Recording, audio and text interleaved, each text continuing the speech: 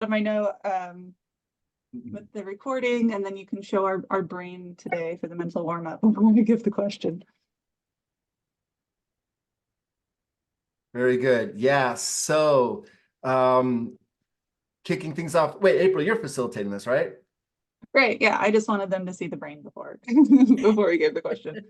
So yeah, I posted the question on Basecamp a little bit early just to give you guys hopefully a little head start about thinking. And we don't need a big long answer from everyone, just a couple people. But I thought a great way to kick us off would be to reflect on a literacy best practice that you've come across in your work, or even that you've seen, you've maybe read about that is kind of intriguing to you, that you'd like to share with the group.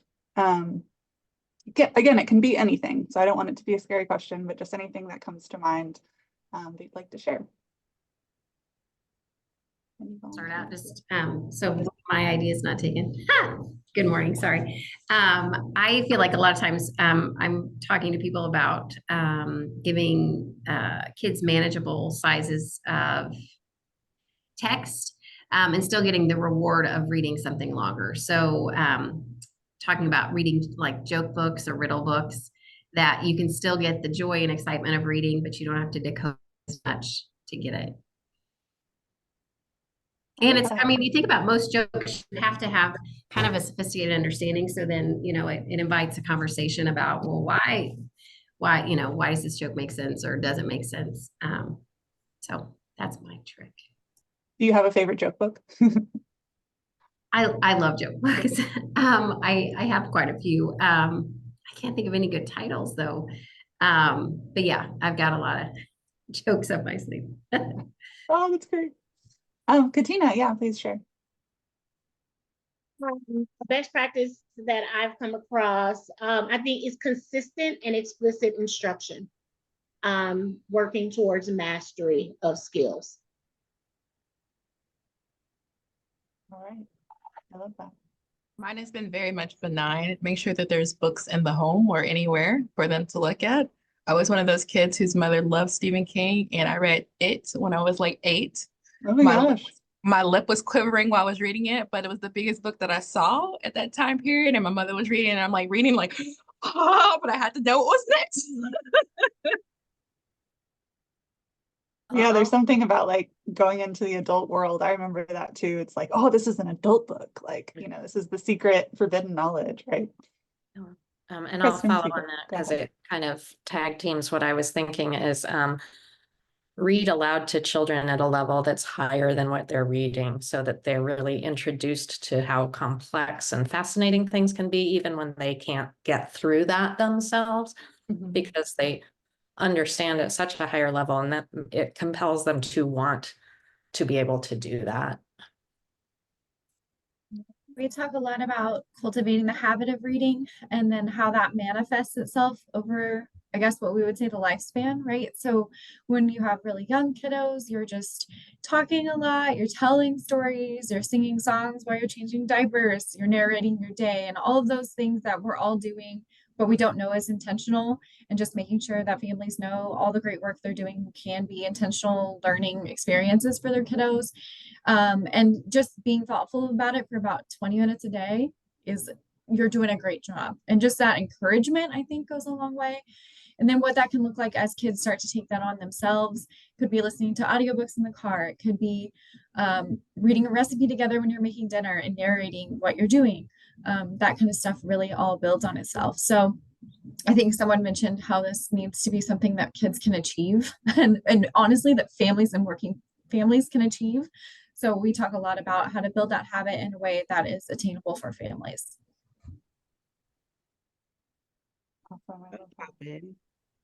I just think that literacy is everywhere, and I just say read everything. I don't think there's no one space a person should focus on reading, whether it be books or articles. They want to read a magazine, pamphlets. So I always tell kids, read everything. Yeah, and I would say just constantly checking for understanding, because there are, you know, you can read the literate words, right? Like But if that understanding still, if people can't verbalize what that really means, so taking it a step beyond just reading the actual letters, but making sure that there's understanding behind that. I love Katina's comment to make literacy fun. Absolutely.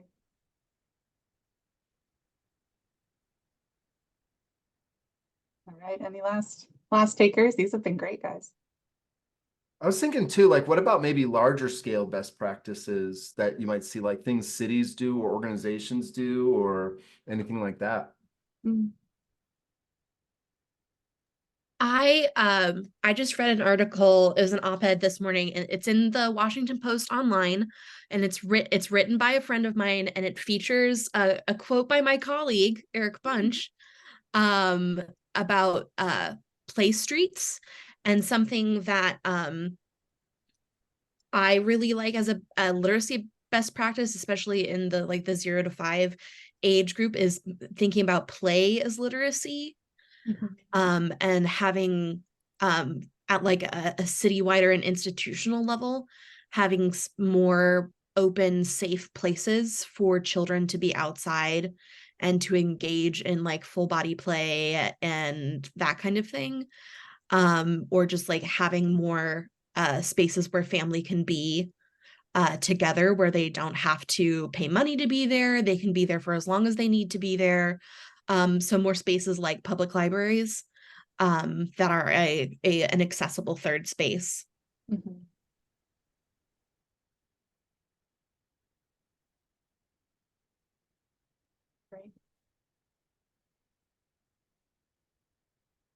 All right, any final thoughts? This has been great, guys. Adam, take it away. Yeah, you bet. All right, so then we'll get into, that was our warm up, get our brains moving, and that's a thing. They don't get them moving. Sure, they're moving around.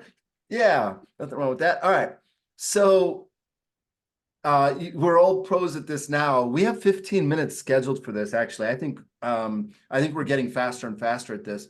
Remember, it's purpose, outcomes, then methods, and for purpose, we don't create purpose, we discern it. It's there, and we say, and we discern it by asking these two questions. What is our focus for today? Or there might be a couple of focuses.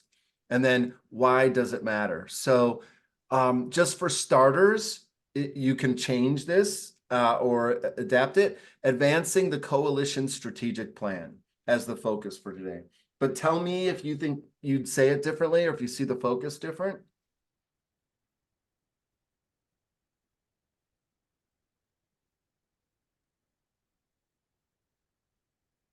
That seem pretty good for now?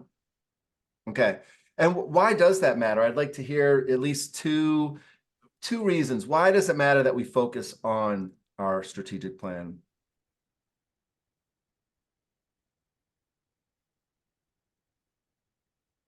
And it is okay to state the obvious. I think we just all need to be on the same page. We need to go in the right direction, same direction. Everyone agree on terms kind of thing. I love it. Yeah, we're not just about being able to read as literacy people. We're about reading from the same page, doing it in alignment with each other. Love it. What else? Why else does this focus matter? Based on the video that we saw, also focusing on the strategic plan allows us to really hone in on the theory in applying it to the problem we're attempting to solve.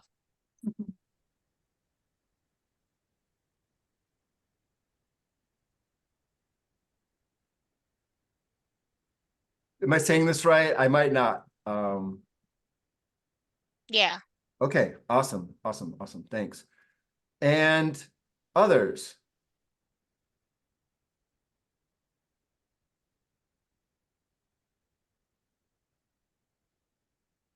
All right. So, and we can come back. We can always come back. But now projecting forward to our outcomes, what would it look like if we made meaningful progress in regards to our strategic plan being on the same page? Yeah, any thoughts? Well, I think again, if we kind of learn from the video, we will focus on strategy before we think about planning. Like, what is the strategy that we embrace? Yeah. So that was that video, like what is strategy versus what is planning? Yeah. I don't know if everybody got to see that, but it's true. Yeah. Okay, good. What else? What other outcomes would tell us we fulfilled this purpose? That we are comfortable being uncomfortable. And what I mean by that is that while we do need to embrace data-driven, results proven things, that we can be okay not knowing, but being assured that the strategy that leads to the planning will get us to where we want to be. Okay. So there's like no guarantees of the outcomes. And tell me if this isn't online with what you're saying. There's no guarantees of the outcomes, but if we do the right things, that could give us confidence. Yeah.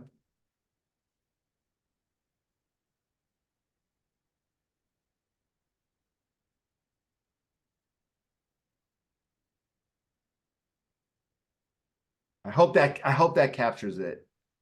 Okay, and good. Thank you. Thank you. Any other outcomes that you would like to see for today? I'll offer a couple just for the group's approval, but I thought if we reviewed the purpose just to kind of refresh ourselves and make sure, confirm it, where we're at with that for the coalition. And then along with that, it's what we're wanting to do today is begin populating our outcomes. So everybody, are you guys all right with those two? And anything else that comes to mind for outcomes?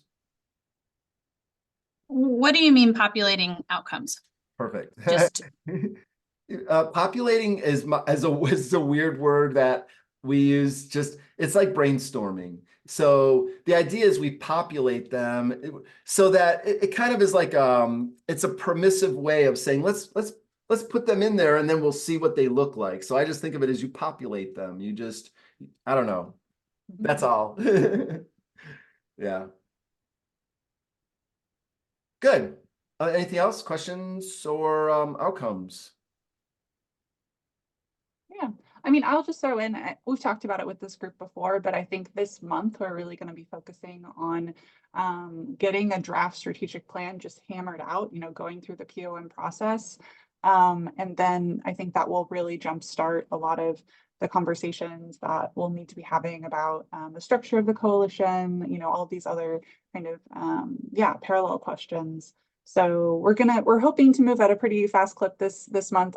Just as a PSA, we're not meeting because of Martin Luther King Day on the 15th. So we will be, giving a little bit of reading for homework and that sort of thing to really try to keep up momentum throughout the month. I think if we can really make a lot of progress this month, this will set us up beautifully, in February and March for us to really start kind of getting into the real implementation of taking the strategic vision and manifesting it. Yeah, so I just have it as setting the stage for more rapid strategic planning. I try to add more flourish to it, but I think that captures. Thank you. All right, cool. Awesome. All right, we could always come back, but this kind of guides our meeting. This sets us up. This is the word I'm using more and more for this sets up our through line. We want to think about everything in life that you're wanting. It's I know why I want something, and then I know what I want to get, and then I got to figure out the how to get there. And for your organizations, for your households, the through line, and your personal life too. What is the through line of your personal life? We'll come back to that. But methods is how we then produce our outcomes. So in a meeting situation, our methods are the agenda. So as we look at these outcomes, let's see if this agenda will match it. And so we're already past this, almost done with this. We'll do a little conversation about communication for alignment. Any ideas from that, or concepts, or things you want to explore? Any questions or ways we want to apply it? Then we'll get into strategy and a discussion around how can we be as transparent to the community as possible. So we want to spend some time talking about that as our coalition is getting more structured. Well, then, how do we interface with other people optimally? And I think this conversation, it could be an application of our communication for alignment. How do we align with wider audiences? Okay. Then we get a well-deserved break, review and finalize purpose statement. And that's necessary for the next step, which is to then start looking at outcomes. And then we'll debrief that. So we'll be doing some breakouts, get y'all in some groups, talking to each other, and then we'll come back and then we'll do something we call affinity diagramming. It might be a new term, it might not be, but once we look at your outcomes, we're going to want to begin clustering them into related groups. And now it begins taking shape, the outcomes we're going for. So that's what we're hoping to have by the end of the day. And then our plus delta, and we'll adjourn. So how is that looking to you all as an agenda? Any thoughts or recommendations?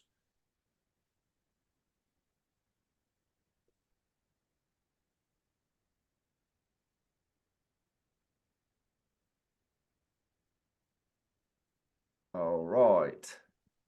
Let me do this thing that I like doing because it makes me feel all complete. I put the methods right in there. Now we've got our through line. All right.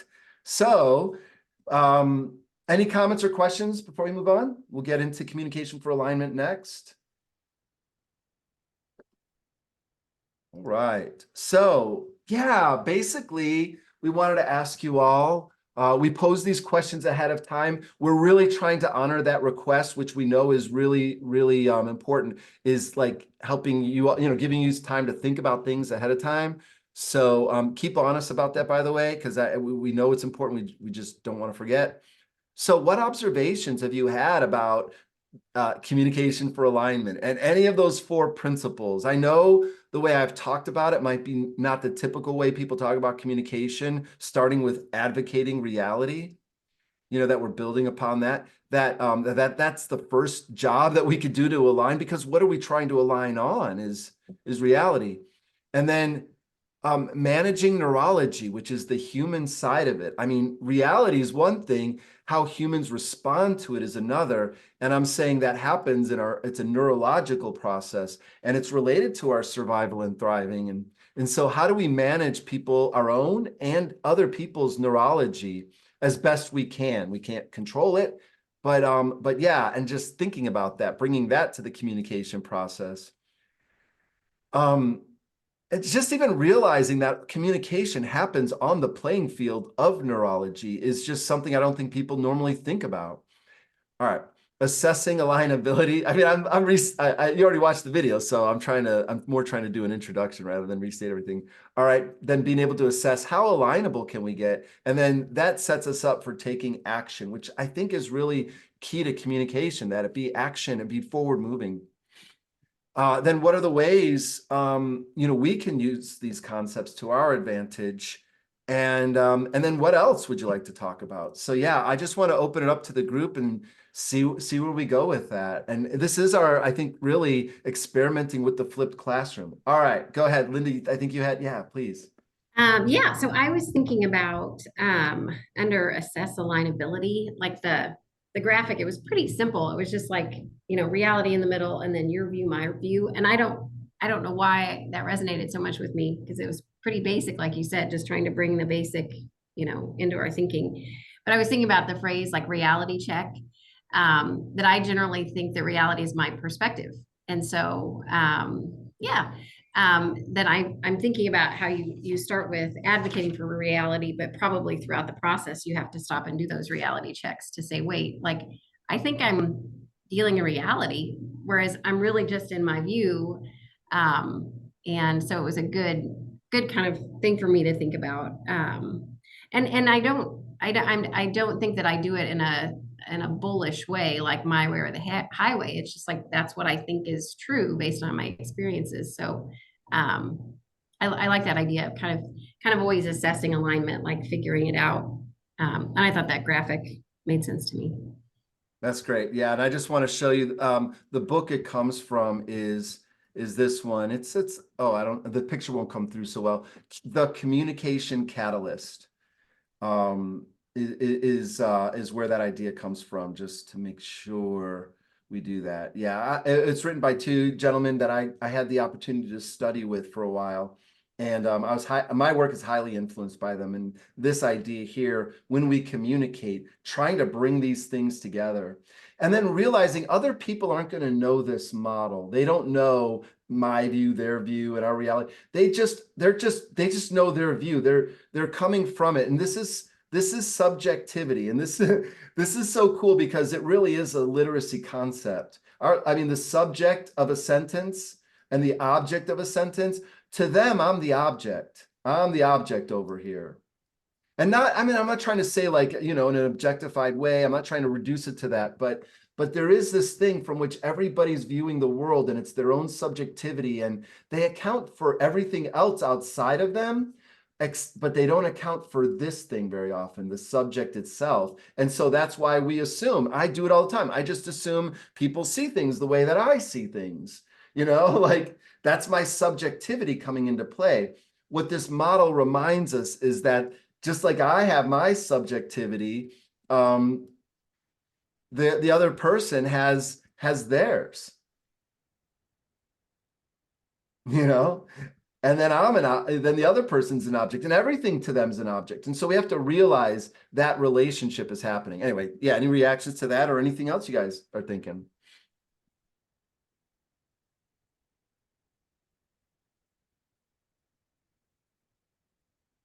See, let's go to the comments. Bibno, yeah, nice. I had several takeaways, but the one that really stood out to me, and I think there was some conversation about it when we were kind of reviewing beforehand for this conversation, was managing the individuals that are experiencing whatever this is. So if there's a change in strategy or aligning of strategy, how do you deal with the individual that is reacting to it? Especially when they may not be in the coalescing group, right? So we're all here and we're working through a process, and we're eventually going to get other stakeholders to come in and align with us. And people may agree with our direction and our outcomes, or people may not agree with our direction and outcomes. And what do you do when there are, when those thoughts, feelings, behaviors start creeping in, and maybe someone on this group is like, no, this whole thing is wrong, and they're holding up the entire group, or someone on the outside is really causing lots of struggles for this group's progress. And I think that's a reality that happens. We've all seen it, where someone isn't on board for whatever reason. It's usually not always the reason that meets the eye. And how does that affect the progress of a group? I just thought it might be an interesting conversation starter. What do y'all think? Any reactions to that, or any clarifying questions for Katie's, problem she put forth? Very interesting. So I had a recent example of this, and without speaking in specifics, I will sort of try to tell you about it. There's a working group that I work with, and the lead of that group led in such a way that it put a lot of people off, which then meant each person in the group would sort of decide on how they were interpreting the work of the group. So it didn't have to do with the leader anymore. It now had to do with the work. Because they were not into the leader, the work became something they didn't want to do, even though there was great value in the work that needed to be done. Oh, sorry, my light is, I'm not moving it up, but now I'm in the dark. So, as part of the leadership of that group, we now have to come back in and say, okay, here's the reality of the work that we are doing, regardless of who is leading it. The work itself still has great value, and we need to continue to show up, regardless of how you feel about the other people in the group. And so that can, completely just take everybody off course. if one person, you know, rubs people the wrong way or doesn't understand the other, doesn't take the time to understand or connect with the people that they're trying to lead, that kind of thing, the misunderstandings, the misperceptions. And then you have to go back essentially almost to the beginning and say, here's how we started. Let's reset expectations. We have to like go over, you know, now here's what we've done. Here's what still needs to be done. And we're all here for the same reason, and that is, you know, we have to like reconvene around the core value of the group rather than the personalities at hand. So that has happened very recently, and you know, still dealing with it, but it can have huge repercussions as far as progress is concerned, for sure. I'd love to jump in also and say, I think that's where relationship building is key. And so when we were doing those one-on-ones and things like that and beginning to build relationships, and hopefully we continue to do that, that is important. I also think, you know, you focus on sympathy, empathy, and compassion, which leads you to grace. But to Jillian's point, and all of us are going to need grace at some point. But I think when you focus on the work and not the people, then you always move forward. When you attack ideas and not people, then you also keep things flowing. I think I go back to the old, you know, storming, norming, and what is it, storming? I'm missing one. But anyway, you know, you get to a place where you learn enough about people, how they communicate, how their passion shows up, how their anger shows up. Are they teachable? How do you communicate with them? Thank you, Adam. All of those things. And then we navigate and understand, you know, this may be kind of weird the way I say it, but, you know, I think about like my love language is my love language. That's how I receive. But the person I'm in community with, they don't have the same love language as I do. So I have to love them according to their love language. So even in these work environments, I have to communicate in a way that shows that I understand how that person can receive and vice versa. And I think that always comes down to whether it's internal or external relationships, really spending the time and getting to know people. And then keeping, as Jillian said, keeping that work and what we're doing at the forefront of our mind. So that's my thought. That's right. That is why I spend so much focus on purpose, outcomes, and methods, because if we're not focused on the purpose, if we're not aligned on that, then we're open to politics. We're still open to politics anyway, but when we have a purpose, now we have like this focal point and this understanding, and it still can create confusion, but you know, like we have a constitution, and that's what we ground. As long as we ground our arguments in that, we're going to be good. And then when people start taking it outside of that, you know, right? That's what purpose is. Purpose is that thing we agree to. And that's why when forming groups, you know, all throughout those stages of forming storm, you know, like that purpose needs to be the anchor. So yeah, these are powerful. I mean, yeah, please, other thoughts, reactions. Well, I think one thing that comes to my mind is that, you know, this group is working a lot on the piece we were just talking about, this, or in my view, your view, what's the reality we're going to agree to conceptualize together. I think we have to be very intentional and conscientious about ensuring that we go through that process with everyone else we encounter, because I think we're going to encounter, I mean, we're, at the very least, we're all coming here with a literacy focus already. You know, we started with a lot of shared reality. We're going to encounter people that don't think literacy has anything to do with their world. And we gotta be very honest with ourselves about tackling that real reality view and not assuming that the one that we worked hard on is the one we're just going to shove forward. Because I think that work can be done in ways that communicates a real sincerity, and it can be done in ways that are a little bit token-esque of, you know, we'll take the time to hear you and then we'll just pop forward with what we're doing anyway. So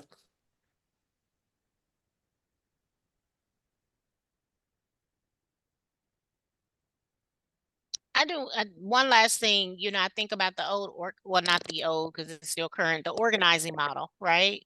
And in organizing, as you set up all of these great things you want to do, you want to move forward, you're strategic, you're getting action steps, all the things. One of the big components to that also is understanding what the argument against what you're attempting to do is, and then preparing to actually address those and bringing those people with you so that they're not always fighting against you. So the what if, or that counter view or that 10th man thought is going to be extremely important, I think, as we go through this process. So we're not just focused on what we want to do, what we want to achieve, what we want to accomplish, and the outcomes. All of those are important, and we're going to put some focus there. But I think equally important will be, what will some of the people that want to fight against this work, or that they may not understand it, or it may not be as much of a priority, or they don't see it, as Kristen said, as a functional part of their world and what they do day to day. How do we convince them or teach them so that they actually come along with us? So it doesn't always have to be adversarial. Mhm. That's great. Yeah, I was just writing down the word constraints, because when I think of the through line, which is, I want to get from my purpose to my outcomes, methods are what I do. They're how we will spend our resources to get to the outcomes we want. But then there's this reality in which we exist that has all these other players, and they have different agendas. And if they have more power and, all these kinds of things, then what this can do is interrupt our through line. There's what we can control to get our through line, but what are the constraints out in the environment? And I love that. That's a strategic thinker right there, who's saying, how do we anticipate, those constraints and then account for them in our methods? That's wonderful. Good. I'm just going to come back to some of the slides from the conversation, just to kind of stay with our flipped classroom idea and just remind you all of some of the things we explored, and see if there's any of the things that any of the concepts you'd want to bring out. Mainly, like, communication is an activity, and because it's an activity, we can apply our themes of talent to move up that ladder. We could grow our knowledge around communication. We grow our skills around communication. So whenever you turn something into an activity like literacy or or strategic planning, then you can now do these three things. And this is a way that we can, account for our own growth and also help develop other people as we move up that ladder. So viewing communication in this way, I think, allows us it challenges us to say, how can we be better at the activity?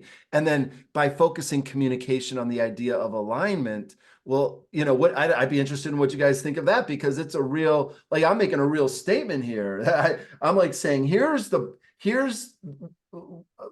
tell me a better measure for if a communication is effective than alignment. I mean, I'm not trying to be confrontational. I'm trying to be get to the bottom line here. But what do you guys think of that? Is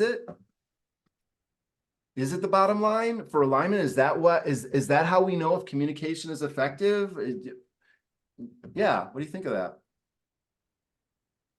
I think that we have to leave ourselves open to the opportunity that we can communicate the absolute best we can. We can check all of the boxes that we've been given and still find unalignment.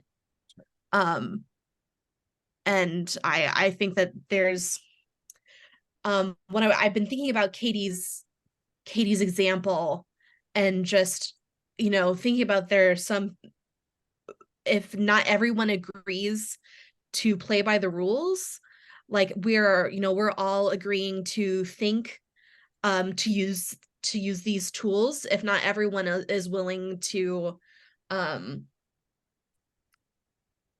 accept that we have a shared reality, or that there's an aspect of our reality that overlaps with their own, that, it's, kind of being prepared for what happens when we don't have alignment with stakeholders. And I know that's something that Katina brought up as well.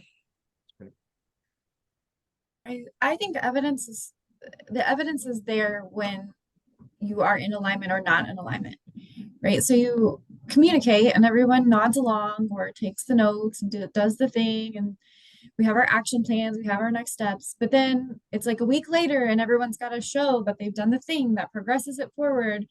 And that's when the evidence comes through of like, did we all understand what we were doing? And so to me, it's the evidence for the communication and whether it was effective or not. So cool. It's so cool. Yeah. How all these things fit together. Yep. So yeah, let me just get to a couple other things and see. So here was that model. Different colors in this version here. I didn't cover this, I don't think, in there, but like when I talk about these things, usually I try to think of like in terms of hot potatoes. What do you have going on right now, and how can you apply it? Like, what are the communication situations you have right now where all this is happening? I described all the little pieces in here. All this is happening. How can you be a participant while also facilitating the conversation toward alignment? And understanding these concepts hopefully can empower you to do it. Now, I will tell you, knowing all this, how easily I get sucked into my subjectivity and I forget all of this. And when I forget all of this, here's the way to say it is, when I am triggered, I am not effective. And by triggered, it's kind of like another phrase for it is an amygdala hijack. The amygdala being the part of the brain that's the emotional response center. And then I get put into a fight or flight mode because the amygdala does not distinguish between physical threat, which really can harm you, and social threat, which, though unpleasant, we've all experienced it, but we've all mostly survived it, And so when we get triggered in that way, we don't participate in an effective way. We're coming from our own arrow, and that's it. That's all we can see. We're locked into this view. And if we can understand, and this is what managing neurology is about, we can help the other person when they do it. When they do it, I can maybe help liberate them from it. I'm like spontaneously, I'm thinking about sharing with you this interaction I had with my brother this weekend, where he was describing yet again the pay structure of where he works, and I'm like, he gets into all the details of the bonuses and the things, and it's a detailed conversation, and I do care that he's doing well financially, but I really don't. And so like, I just came out. It was just like, can we not talk about finances? And I could tell over the phone even, like, it crushed him, and I just immediately felt terrible. And I apologized. I acknowledged that it was an act of rudeness. I tried awkwardly to explain where I was coming from, what was in my neurology. And I just had to retreat and I am sorry. That was, that's all I could do. He, to his credit, recovered really well. But that's how fast, it could happen. And one conversation can go. Am I the only one? Right? So, so learning this is a process over time. And the way Mickey and Richard described it in the classes they teach would be that it's kind of like you recognize the error after the fact. Usually your amygdala gets triggered, you engage, and then after the fact. Now, what they're saying is that's normal. That's us working the way we should. In fact, Richard would say, in a deep voice, he'd say, the slow ones weren't your ancestors. Meaning, those who responded to threats slowly probably didn't pass on their genes. So we're wired to respond, and we have to account for that in our human interactions. Here we are taking all this time to come together as a group, and we're investing a lot, and it's important, and it's worthwhile. Most people aren't doing that, and you're going to be sharing the views, And then, yeah, it might not fit with what they're thinking or what they're wanting. And this is where we begin to talk about maybe the leadership conversation. We haven't talked about that word much, but how do we, what does leadership mean for us to lead those conversations, to experience maybe those reactions that aren't always favorable, but then still create alignment out of it? It's not easy, but as a group and as a coalition, now it's way more powerful than doing it as an individual. Anyway, any reactions to any of that? This is leading us into the next piece of our agenda, which, you know, like, yeah, so we let's just consider this a continuation of the conversation. From C4A into community transparency. So let me hand it off to April to launch us into this segment here. And we have our C4A model here that we could keep in mind. Yeah, so honestly, this flows really beautifully from the conversation that we were having about communication for alignment, and the work that we've done as a group internally, and how important that is as we're kind of developing our strategic vision. But then, like what Adam was talking about and what others brought up in terms of constraints from external parties that are maybe throwing wrenches or having their own perceptions of what we're doing as a group. And so the question really comes down to, in terms of like a hot potato for us to talk about, is how can we as a group make sure that we're communicating with the wider community right now in a way that signals kind of the larger goals that we're hoping to achieve, so that there's not any sort of misunderstanding or misperception that, for example, we're not being inclusive, or anything else that could happen that could kind of throw off this coalition's reputation and its work before it even gets off, takes the runway, right? And so that's something that I'd like to kind of bring up. Kristen has an example of this that I think she wanted to talk through a little bit, but also it's just sort of an open question of like, when we're thinking about how the coalition is perceived externally, how have you been talking about the coalition? How has that been received? Do we as a coalition need to be thinking about our kind of joint messaging?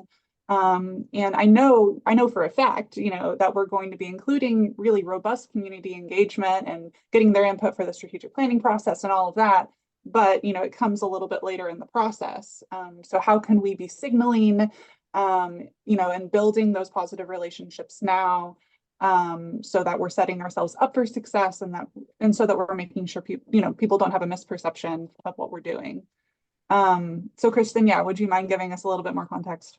Yeah, no, not at all. And I can imagine that everybody's had some variation or tidbit of this conversation or experience, but I was chatting with a colleague and a woman whose work is in a very, an organization that connects to the work we're thinking about. And kind of the ongoing conversation kind of happened around the time that we just found out we got funding to do this. So it was still that kind of time of like, yeah, we're doing something. We don't totally know what we're doing. Like, we're an entity. I don't really know what kind of entity we are, And when she asked me about it, I thought that I was answering in a way that was very honest and straightforward. And I can imagine now in retrospect, it sounded like I was being very fuzzy. Like, yeah, we're just doing what we're doing. I don't really know what we're doing. I don't know if it's going to go anywhere or not, but if it does, we certainly want it to be everybody.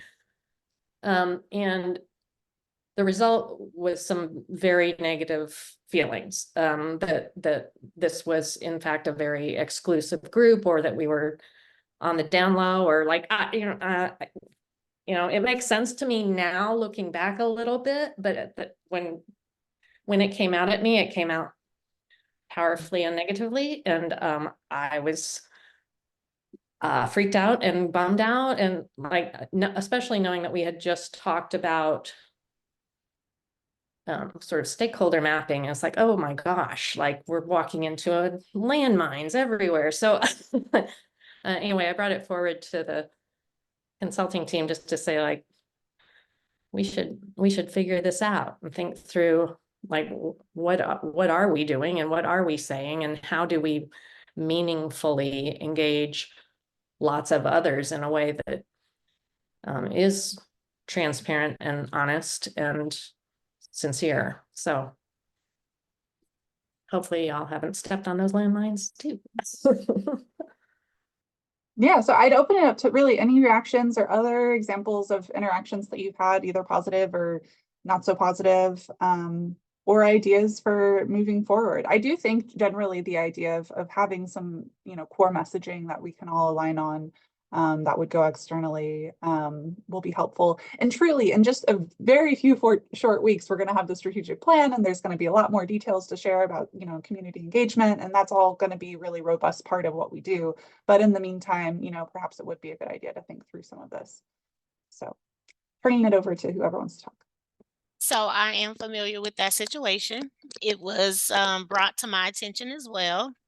And it was, Katina, tell me something so I won't be upset. And after that conversation, they said, you didn't tell me anything, so I won't be upset. One of the things, so I'm very clear that I say, hey, there's a literacy collaborative that is operating. It's a group of X, number of organizations whose primary focus is literacy from birth to death, basically. And so while some organizations or folks may have literacy as a program or component, is not their primary focus. So I agree, Kristen, I don't know if you still have the same viewpoint, but I agree that organization, and I'm just going to be, hey, the NIA Project has a component of their work that they are newly investigating and exploring as it relates to literacy. That is not their primary focus. I am in agreement that they should not be a coalition member. But I took the time not to go real deep in that conversation because I wanted to, while I know Terry really well, and we have a good relationship, we haven't worked in this way. So I said to her, I would like for us to have a conversation, but it won't be now. Because I am trying to figure out how to verbalize what I would like to say. Because the relationship is important to me, but we're not going to be in agreement. And I'm okay with not being in agreement, but I just want to make sure that I respect the relationship that we have, get comfortable being uncomfortable, but I'm going to be transparent and honest, and that's kind of just the way it is. So I think, as long as we show up and we're saying, yes, this organization exists, we're doing some work, this is where we are currently, if we choose to agree on what to begin to share out, and maybe even get feedback on some of the things that we've kind of, nailed down already. I think we're good. I think our community, you all know Kansas City, you should, being here as long as most of us have been, we've been made a lot of promises, a lot of backdoor politics have happened. Our community, especially on the east side of Kansas City, has not ever really been made a part of the process. People are consistently doing to them and for them and not involving them. And if we want to be different, we have to show up differently. And that's from today forward in all the ways in which we do this work. We want to be the opposite of what they have lived and experienced. And if we can't agree to do that, then we need to go away and disband today, because we are not going to be impactful and we are not going to be trusted if we don't operate differently.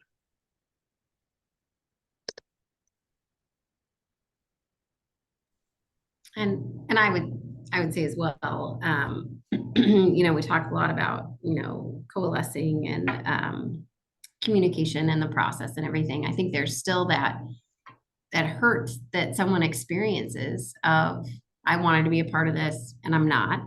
And so figuring out how we as a coalition can get past that point. You know, Terry's the interim director of Lead to Read until they post the position, hasn't been posted yet, for our executive director.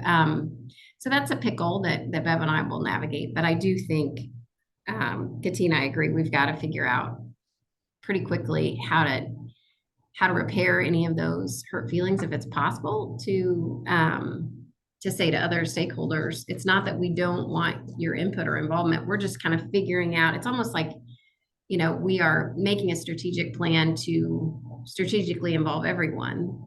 Although we're also making a strategic plan that actually has us doing things, because I don't know, that's just my view, I guess. But I don't have an answer. I'm just kind of blathering on. But yeah, it's been kind of sticky. So just to insert the idea, what is it that we're is there a way that we can get their input that also doesn't mean they're sitting at the table? And what would that look like? In a way that would also make them satisfied. Is that possible too? Mm-hmm. I think it'll be would be advantageous for us to create a timeline for our own selves of when we are thinking whatever we're doing is going to launch, and then start thinking backwards from there. So right now we could have the core group to get this all together, which is what we're doing. This is the core group to get it all together, get the ball moving. But at some point within that timeline, we're going to need community feedback, sale.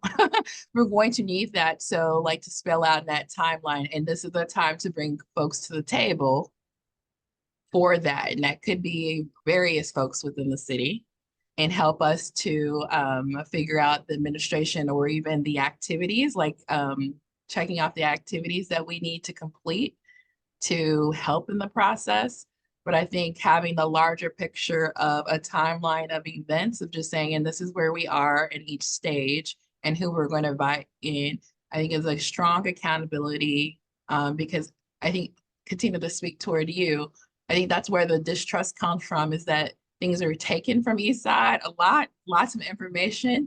And then heck, even new businesses or initiatives are started, but no one talks back to the people in which they gave the information, received the information from. And so to let them know, hey, this is where we're starting from our respective organizations. This is what we've been hearing. That's why we are to the table. But after we get to this point, when we get to the next vote to check in with you, here's where we're thinking we're going with activities. What are y'all letting them speak into the process, allowing them to know, speaking into the process, what does that look like? How is decisions being made? All of those things, but there's some core things that we need to do collectively. And I think us still staying on pathway to do our jobs and creating a timeline to be able to communicate with the community would be advantageous for us, so that we won't have barriers dropped in the process before it even gets off the ground. Agreed. In addition, like, there may be some people that some of us, like, we have a vast group of people. So, you know, sometimes we don't have to always be the one to answer the question or have the conversation.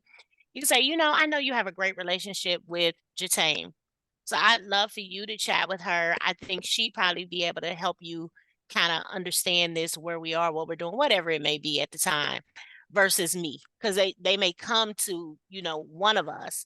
But if we don't have that relationship, that trust or whatever with them, we may be able to say, and this is not me passing the buck or anything, but I know you know this person. I know you have a relationship with this person. So I'd love for you to chat with them first. And if you want to come back to me, then great. And then I also want to say, everything that we do doesn't have to be quote unquote formal either, right? So like, even when I think about like, what is a literate city? I'm like, oh my God, that'd be an amazing touch point, right? Just to begin with. Hey, we exist. Here's the organizations that have been working on this. And this is kind of this definition that we've come up with. What do you all think?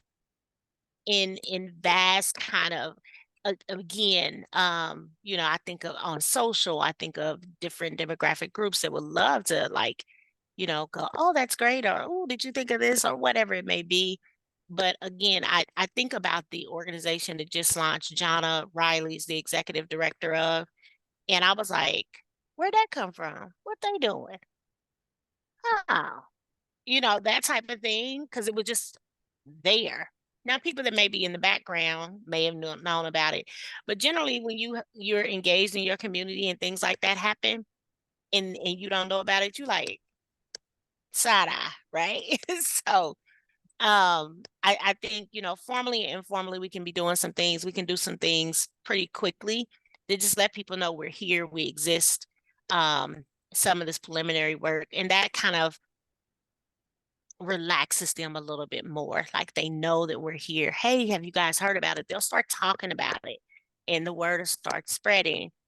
Yes, we do then have to have some talking points and all of that, but at least we're not operating kind of under this cloak. And then we get out there and go, hey, we're here and we've done all these things. And they're like, what? Like, yeah, no, not gonna work. So yeah, I just think we have to be mindful.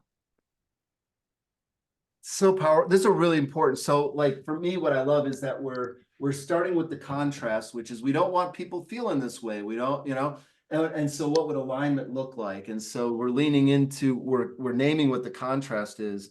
And I just put up our values because I think like one of them on there is specifically trust and relationships. And so the other thing I was thinking, I was going to type it, but I just want to say it to y'all. This every single time this group has met as a whole is recorded. I mean, you know, so if we want there to be transparency, it could absolutely be there. We didn't record it for those reasons, but you know, and then also like what would convert the contrast toward alignment, like embracing the contrast would tell us, okay, then let's set up channels now for communication. Let's articulate what the steps we're taking are. And for me, it's kind of like a marriage, you know, it's like a couple said, hey, we want to get married. And everybody else isn't like, well, why aren't we involved in you know, it's like everybody generally understands, okay, you plan the wedding and then we'll come to the wedding and that's how you involve us. And I see that what we're doing, and I don't know how, I still have to think through how well that metaphor holds, but you know, we're going to invite them to the wedding and we want them to be part of our lives from now on. But can we at least figure out how compatible we are, and you know, if we want to be married and what we mean by marriage, and you know, that's the purpose, outcomes, and methods that we, you know, that's what wedding planning is. So, yeah, any reactions to any of that stuff? Your analogies always make me very happy. I think so in that metaphor, I think that maybe we need to convey that like we have not applied for a marriage license. We are still in the courtship phase of that kind of thing, so that you know we have not crossed the Rubicon of the point where no one else, you know, can get involved and we're our own little insular thing. Mm-hmm. Well, I think maybe to focus the conversation a little bit, again, I think just in a couple of weeks, we're going to be getting to methods. There's going to be probably a whole big, you know, outcome that we're trying to get to that's around community engagement. There'll be a strategy around that. We'll be developing timelines. We'll have a lot more clear talking points to give out to people, you know, once that happens.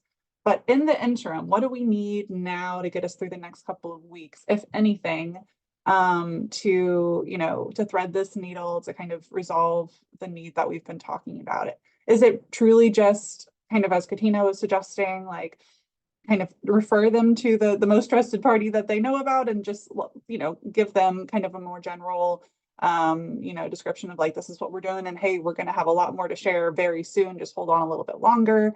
Do we need maybe to set up like a little committee who makes some talking points in the interim period?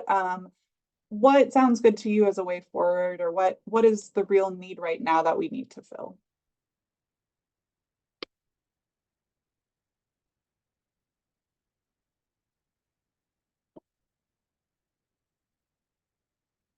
I mean, for me, if somebody asks, you know, how is it going? I know you've been doing this for a while now. what I usually share is we're in the process. We have consultants that we're working with and we're coming up with a plan. I'll share it when we have it. So for me, it's kind of wait and see.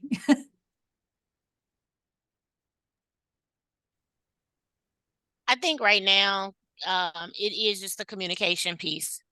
When someone shows up and has questions, open, honest. I love that analogy that we just all used. Hey, we're trying to still figure this out. We have some parts that we've kind of, gotten together to figure out, how we're going to move and operate as an organization or a collaborative group.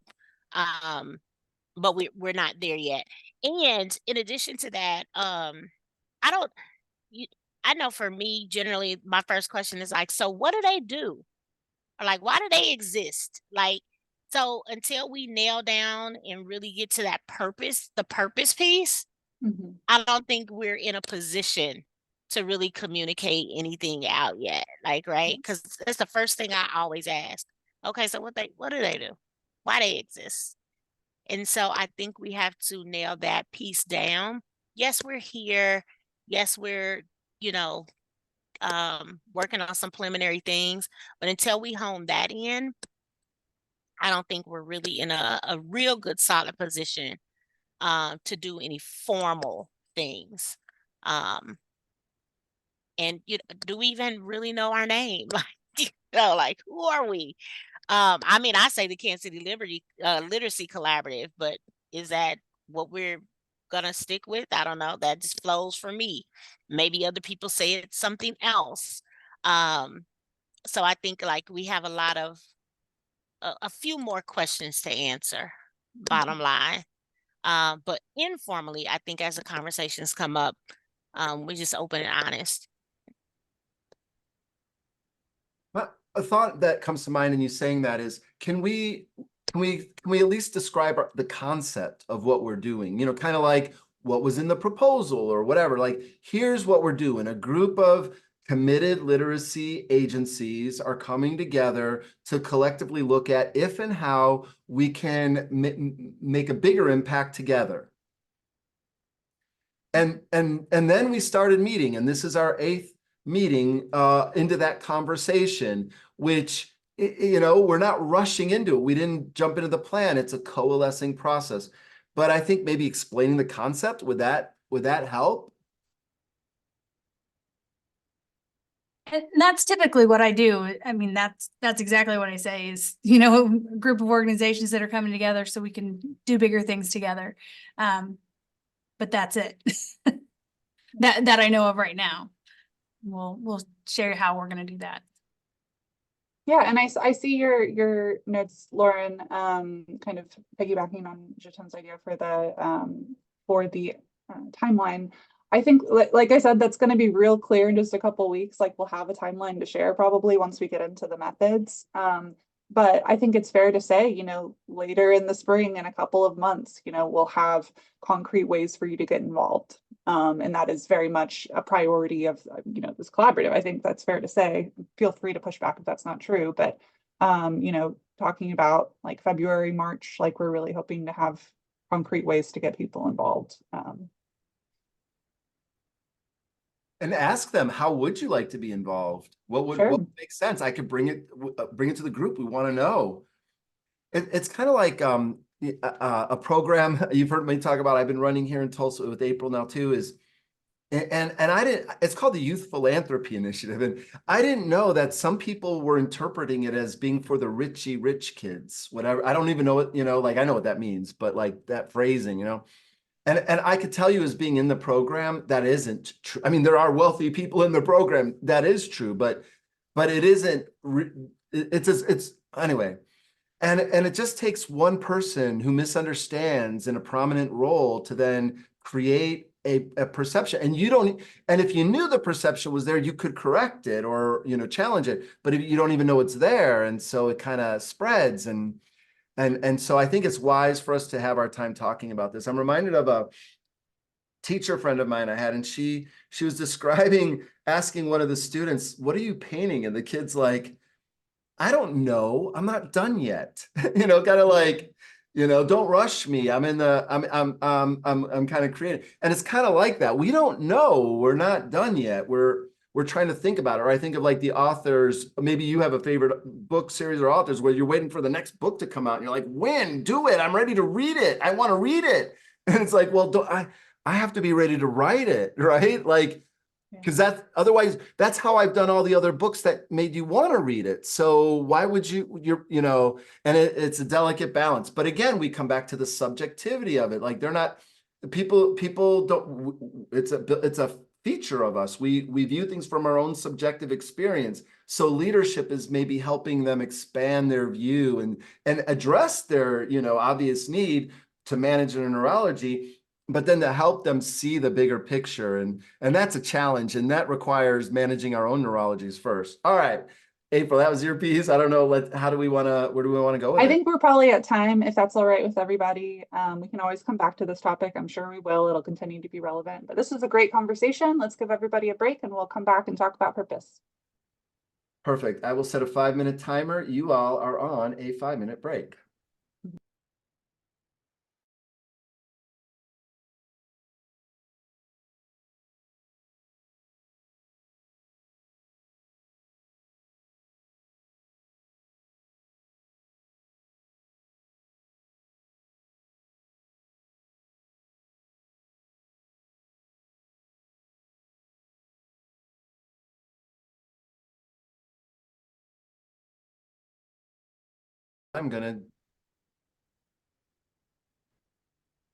Okay, well, yeah, I'm happy to pick it back up. I think this one's my part. We're going to talk about the purpose statements that you all drafted last time we were together.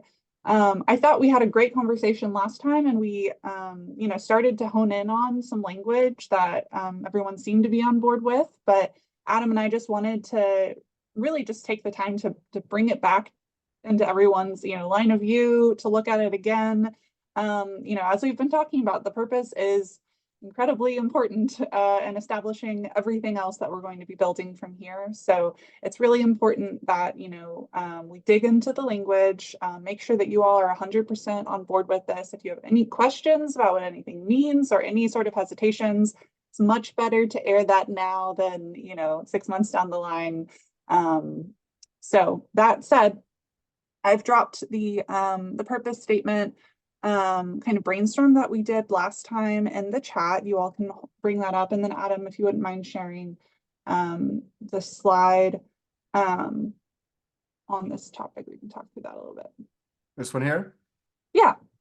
So this was kind of one of the draft purpose statements that we put together as a group. I think this is one that we kind of ended up sort of focusing on, but I don't want to presuppose any conclusions, but just kind of to throw it up there to give you that visual of the purpose will need to reflect ultimately our vision statement, and we're going to be using the vision statement also to get into our outcomes. So kind of that all of these pieces kind of talk together, are interconnected and talk with one another. And so just wanted to kind of put that as a reminder of our vision statement as well. So that said, I'd love to just hear reactions. I know group one, it looks like, didn't necessarily have a really defined language, but I think brought a lot of important elements to the table. And then group two had 2 and 3, I think, had pretty defined language for their purpose statements. And I can just share the screen. We can look at it all together. But yeah, I'd love to get your thoughts or reactions to any of this. Are we still? I think last time maybe we were leaning toward group 3's purpose statement, but I don't want to assume. So how are we feeling about these?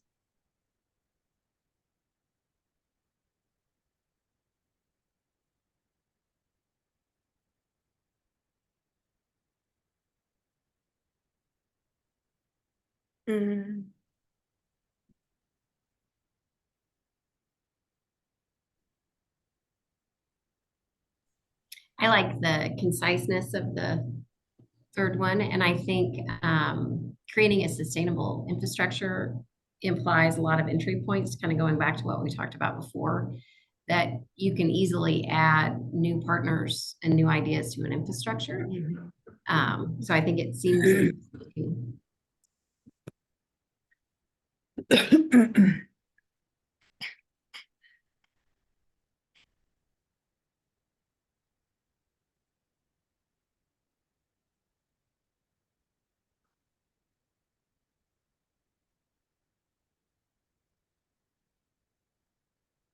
Yeah, in terms of approaches, you know, I think, for example, group 2 went into kind of describing what we meant by literate city, which is Yeah. one way to do it. I think, you know, in terms of conciseness and kind of to this point of all of these pieces talking together, you know, we don't necessarily have to define literacy or literate city in the purpose statement itself, because we have done that work with the vision statement.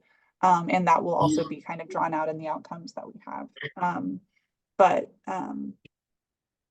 yeah, it looks like kind of the major elements here are concentrating collective resources. Again, that's sort of inclusive language, creating a sustainable infrastructure.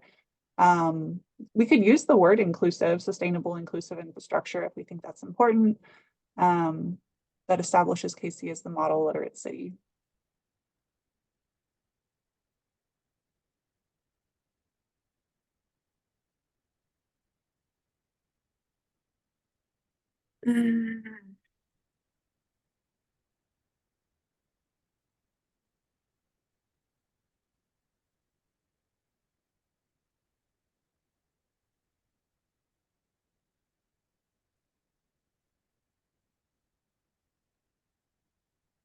Are there any parts of it that you're jumping out, that kind of jumping out at you that like, oh, that's not quite right, I don't know the answer, but maybe you can just air it to the group? Or are there any aspects of this that are energizing and are really hitting home for you?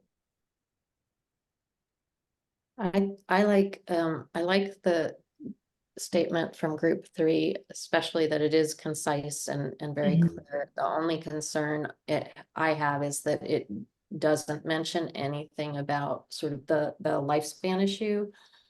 And it might lose the interest of those that aren't sort of thinking of this beyond, you know, elementary school instruction as the literacy issue. But I don't know, we've just been in that conversation so much that maybe that's just where my head is stuck.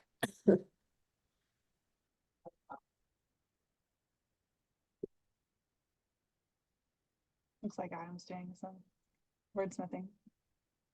Yeah, I was just seeing how that looked to you, just qualifying what we mean by coalition to account for that. So as a coalition dedicated to literacy across the lifespan is to concentrate. I'll move.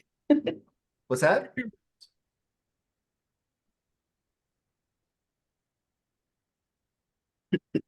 Good morning. I'm just listening to something. Oh my God, I'm seeing the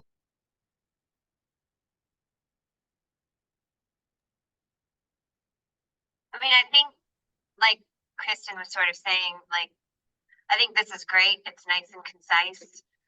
What is the model literate city? I don't know necessarily, but I like it in that it answers who, what, where, why, how, in a pretty succinct statement.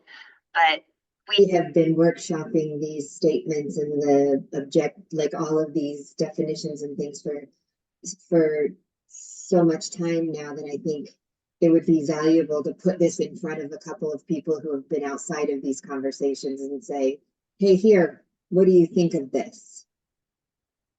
Do you get it? You know? Mm-hmm.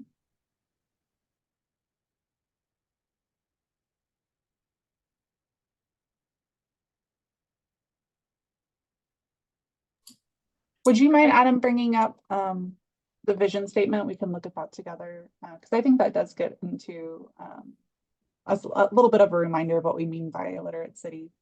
But also, I think someone was just about to speak, so. Sorry, I didn't want to overspeak April, sorry. But I did want to say to Jillian's point, like maybe for our next meeting, just a 1 page of like everything we've worked up so far. So we can see how these things are relating to one another and how we don't have to continue to define it within its own answer. We can refer to the things we've already built and then see how the relationship is holding between all of those ideas.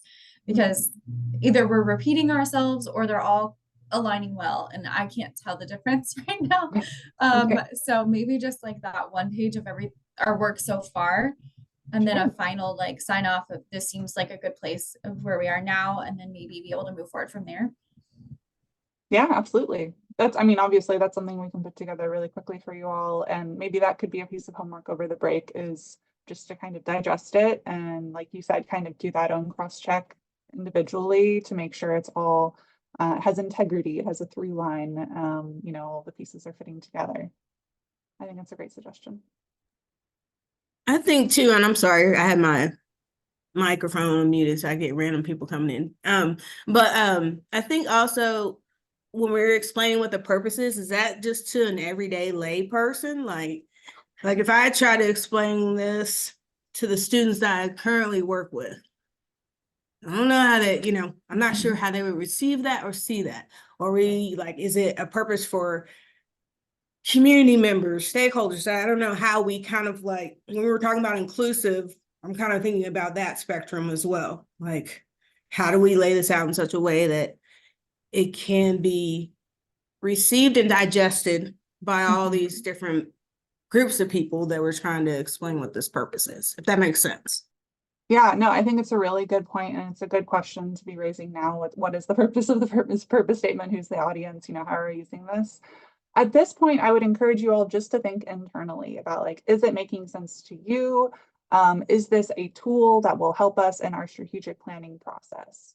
And, you know, within that strategic planning process, there's probably going to be an outreach, you know, strategy that will then be, how do we translate, you know, our messaging to our target audiences in a way that is meaningful and informative and all of that. And because otherwise we get ourselves in a rut of, you know, how is this going to be perceived? Maybe we're writing multiple purpose statements for multiple audiences. And that's more of a kind of a marketing exercise than a strategic planning exercise. But what do you all think about that? Does that sound right?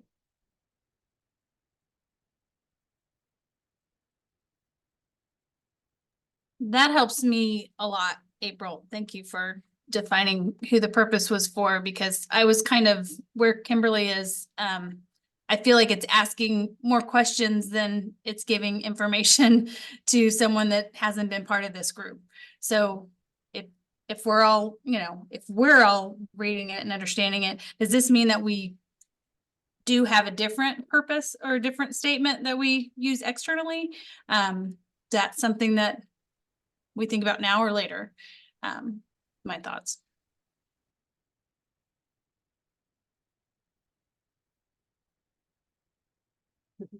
Adam, do you want to talk about that? Yeah, I just asked ChatGPT if they were to put it at a third grade reading level, what that statement would be. And it said, our group's big job is to bring everything we have together to make a strong system that helps Kansas City become the best example of a city where everyone can read really well. You know, like I get that. That's fun. All right. Well, then I think, you know, there is a risk that we can overthink the purpose statement. And so I think at this point, we can use the good enough rule and say, you know, for where we are right now, this gives us a direction. You know, we as a group are understanding it. We'll come back to the question of, you know, how we're explaining it to different audiences later. I think that's a separate conversation. As we get into the outcomes today, that'll also just be a good way to reflect on the purpose statement, make sure everything is fitting together. And then maybe over the break, we can do that exercise of kind of looking at everything with all of the definitions you've created so far and reflecting on how they fit together. Yeah, and also too, I see a few modifications. I don't know who's doing that, but I'd like to bring attention to that and just like, you know, have the group ponder, look at, reflect on these as well. Anybody want to talk us through those?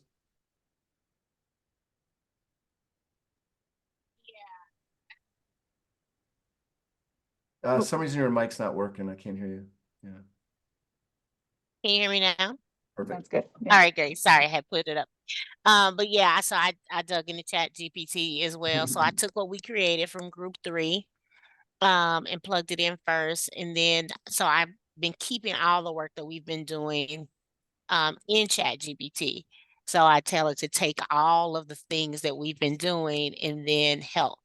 And so I plugged in the last thing, which is the purpose statement that group 3 put together. And I said, give me, you know, what you think an idea purpose statement would be. So I had some very long paragraphs initially. Then I said, okay, make this much more concise, utilizing what we've given to you. And so those are the 3 modifications, taking into account also when Kristen said she didn't see the part about lifelong learning, basically. And so it categorized them for me. So number 1 focuses on empowerment through literacy as a purpose statement. The second modified one focuses on lifelong learning for all as a purpose statement. And then the third one centers around building a literate community as a purpose statement. So it kind of broke up all the work that we've done and kind of broke out those purpose statements based on that.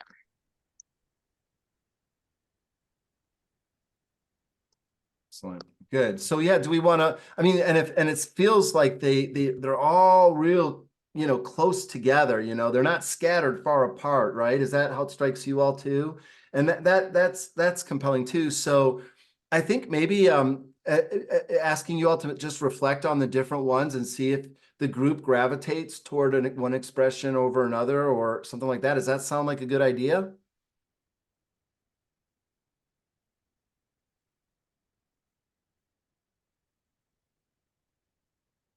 Is that sorry, my question is, are you asking them to do that right now, or is that No, not right homework now. Yeah, maybe okay, for later. gotcha. Yeah. All right. Yeah, I think let's, for the sake of time, I think let's go ahead and just leave that conversation there now. But yeah, this will all be kind of part of the homework, is reflecting on these different statements and coming back, and we'll have a conversation to finalize it next time. Okay, that said, let's get to the next fun part, outcomes. Perfect. Yeah. So really what we're trying to do now that we have our purpose as an anchor point, we're projecting outward using, you know, that compass metaphor that I used before into outcomes. So, and that's helping us to establish our through line. So just a few thoughts on outcomes. When we talk about progression, that's what we're talking about. We're talking about moving from our purpose to our outcomes. And so progression is about growth, success, thriving. And I use the metaphor, or it's actually a quote from someone else. I actually don't know who said it, but you can't pick up one end of the stick without picking up the other. And I see purpose and outcomes as 2 ends of the same stick. Now, if I pick up the outcomes end first, okay, no problem. I want this outcome. What purpose would this outcome reflect? You see, you know, so you still can kind of anchor back to your purpose.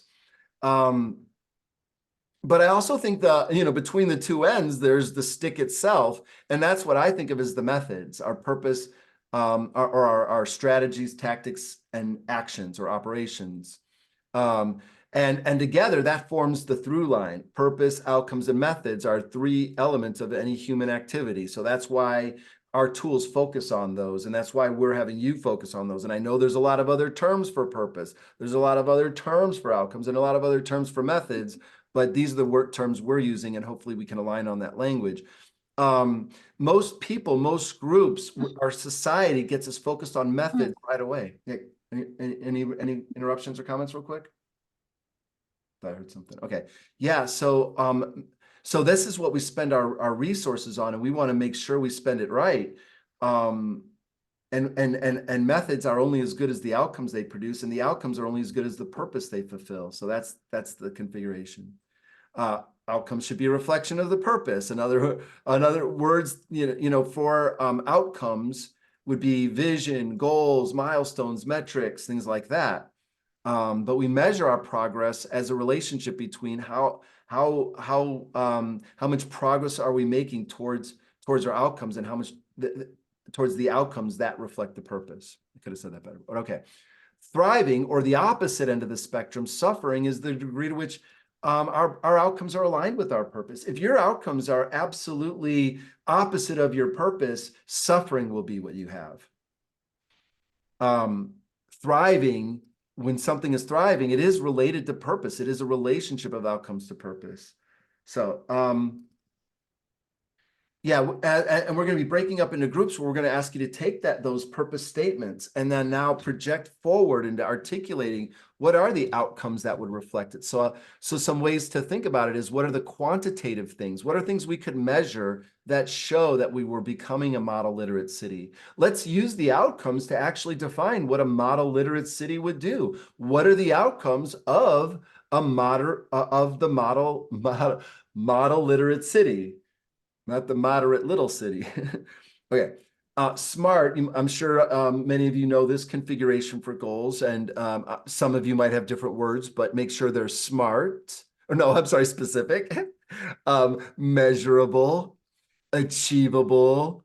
What's the R? Does it help me with the R? Realistic.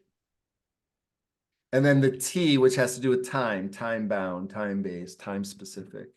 So, what are the goals that would be those things? Okay. And then, those outcomes will then, what we should spend our resources on is attaining those outcomes. That's true as an individual. Where do you spend your resources? Toward that which will lead to your survival and thriving. All right, we use the term populate. Yeah, I talked about this earlier, so we're going to populate the outcomes. Start with the purpose and then project forward into the future. What would it look like if we were to realize our purpose? What are the signs of progress of our purpose? What will people what will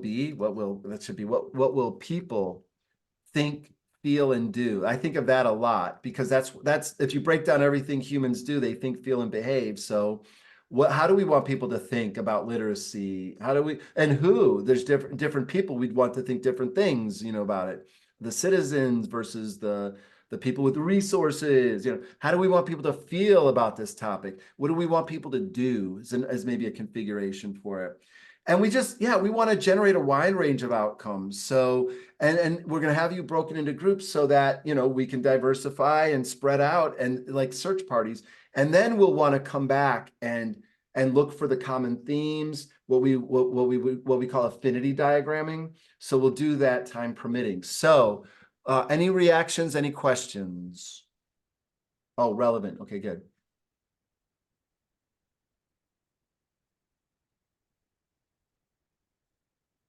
Okay, I just dropped a link in the chat. If you guys could grab that, you can populate your outcomes and brainstorm all of your notes in that document. I've gone ahead and assigned everybody to rooms. Yeah, Katie. I tried to click on the link and it said I did not have access. I don't know if anyone else is having that. Okay. That's just me being Same here. challenged. It should work in just a minute. Thank you so much for letting me know. Okay, should be good. You refresh. Works All right. great. Thank you. Of course, thanks for letting us know. Okay, any questions on the task? We're going to be asking everyone to, as a group, to put together, say 5 or 6, outcomes that you're trying to get to. It could be more than that, but I think shooting for 5 is a great place to start. I know we asked over the break for people to be thinking about this, to be making draft outcomes, so feel free to bring that into the discussion. We're a little bit close on time, but I want to give you as much as possible. So what if we bring everybody back at 12:20? No, that's not a long time, but at least we can get the conversation started. Okay. See you on the other side.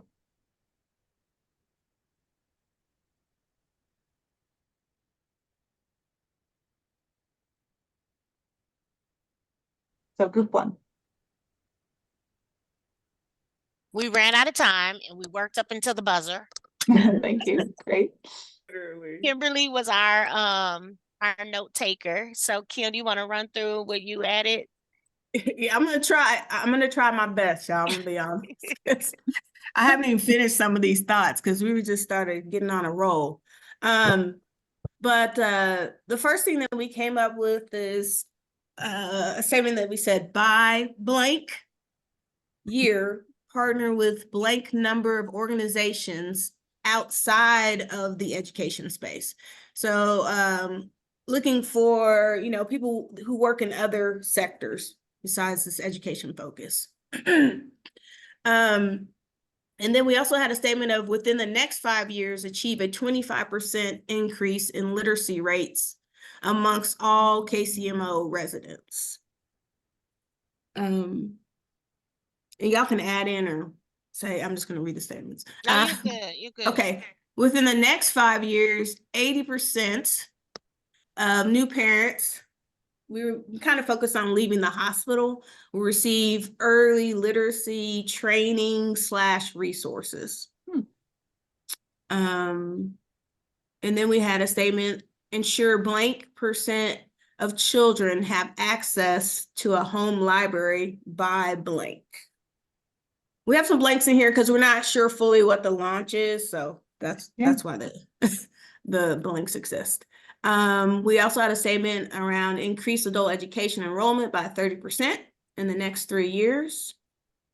Increase, well, we were talking about access. So I don't know, Katina and Lauren, we dove into this whole conversation about access and that there are these deserts, and Lauren even used the verbiage apartheid, like these purposeful And I feel things like have been set up.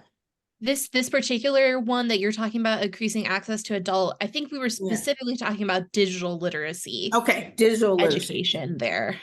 Okay. And then I didn't even finish, you could see the next two, increasing access to adult education programs by a certain percentage. Again, diving into the digital literacy. Continue, you have to finish the statement. I started it. Ensure 80% of children entering kindergarten. Oh yeah. Have basic pre-reading skills by the end of 3 years. Okay. And then lastly, boost access to digital learning by so much percentage so adults have an opportunity. And I think that was to like take advantage of the adult. any We're kind of literacy tying based- that, tying that to the adult basic education. adult education. Yeah. Because we had a conversation around deserts and people lacking access to adult basic education. So how do we remedy that? And we thought incorporating digital learning or digital literacy opportunities would eliminate some of those deserts or areas of apartheid that exist. Gotcha. Great. No, thank you guys. I love that. And yeah, I can see that you were just rolling with your ideas. And sorry to have to cut you off there. The one piece of feedback that I will give is I really love that the language that you tried to use was like fishing for ways to make it quantifiable. For now, I would probably suggest that we don't necessarily set percentage goals. It's really more like we want to kind of larger, more meta goals of, we would like to see an increase in this, and then as a coalition, a little bit further down the line, we'll be getting into what are specific indicators that we are hitting these goals. So for the outcomes, it's answering the question, what does success, thriving look like? I love that you are already starting to think about percentages and things like that. So that can even be like sub bullet points that we can come back to later, that sort of thing. But just in terms of simplifying the exercise so you don't get lost in the numbers right now. Yeah. Great. Next group, I'd love to hear your thoughts. I'll go for group 2. I was the writer. So Jatam, reel us back in if I misrepresent, but I actually think this is perfect to go after group 3 because I feel like those are the bullet points that go under our headings. Because we kind of started talking about that level and then backed up to say, like, what are the major areas where we want impact? And we saw it as these 4. So at each developmental level of life, the citizens of Kansas City will have the language or reading skills they need to be successful. And that was, we sort of backed up from like all children will arrive at kindergarten ready to learn based on the criteria of XYZ, whatever. And then we said the next one would be, and I put or, like knowing that like, if that were true, this one wouldn't be necessary, but to get there, all the citizens of Kansas City at every developmental level of life will have access to the tools and resources to achieve language and reading success. And then the broader awareness of this as an issue was the next one. So we said the citizens of Kansas City will be aware of the need and benefit of literacy at all developmental levels of life. And then the last one related to engagement across the other arenas, really. So we said every sector of the community, and we listed some just as examples, has a clear pathway to engagement and investment in the process. Great, thank you so much. I know that there's lots that we can unpack there, but in the interest of time, I think we'll go to the next group. Can the final group share your thoughts? Sure, I was the writer. Oh, you want to go? Go for it, Katie. No, sure. So I think we're kind of a hybrid, maybe of what I've heard from both groups. It feels like, feel free to correct me if I'm wrong, but we think an outcome would be that this group continues to lead the conversation in the Kansas City area. I think we got in the weeds a little bit, which was my comment about markers, which maybe is something that comes later for indicators of our success. We talked about third grade reading. An outcome could be making the data more accessible, understandable, so that parents and other stakeholders can understand the conversation that we're trying to have. And I think you all said something about making sure that everybody in the community feels like a stakeholder and understands how to contribute. So we had something pretty similar. And then we did not get to the bottom of the legislative and incentives, but we know that there needs to be an outcome around those as well. We didn't fully develop that yet. Right. Well, thank you guys. I know we're basically at time. I thank you for really jumping into this activity and coming up with such great ideas on very short notice. We would ask if possible, we're not going to be meeting next week, if you guys would be able to meet within your groups to reflect on these outcomes again, maybe also reflect on the purpose statement together, and be prepared at our next meeting with kind of a refined draft of your outcomes. That would be wonderful.